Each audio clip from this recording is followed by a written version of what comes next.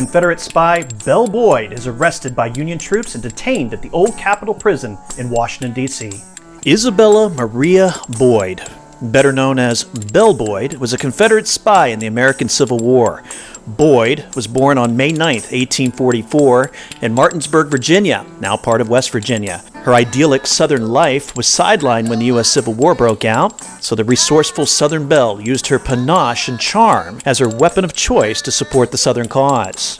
While most tales of Boyd are highly fictionalized and include gunfights with Union soldiers and dramatic escapes, she was a valuable information gatherer for Confederate General Stonewall Jackson in 1862. Boyd operated her father's hotel in Front Royal, Virginia, which was the gateway to the strategic Shenandoah Valley of Virginia. When Union soldiers stayed at her establishment, she profited from their proximity to charm them into divulging tidbits of information, which she would piece together for dissemination to Confederates. Boyd conveyed these secrets to Confederate officers via her slave, Eliza Hopewell, who carried the messages in a hollowed-out watch case. Boyd was caught spying on several occasions, but used her familiarity with the officers to get released. She then went right back to spying. In May 1862, Boyd hid in a closet and eavesdropped through a knothole to learn that Union forces had been ordered east from Front Royal, Virginia. That night, Boyd rode through Union lines using false papers to bluff her way past sentries and reported the news. On a later occasion, Boyd broke through enemy lines under gunfire to urge Stonewall Jackson to attack Fort Royal, telling an aide, "The Yankee force is very small. Tell him to charge right down and he will catch them all."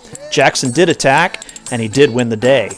For her contributions, the Siren of the Shenandoah was awarded the Southern Cross of Honor.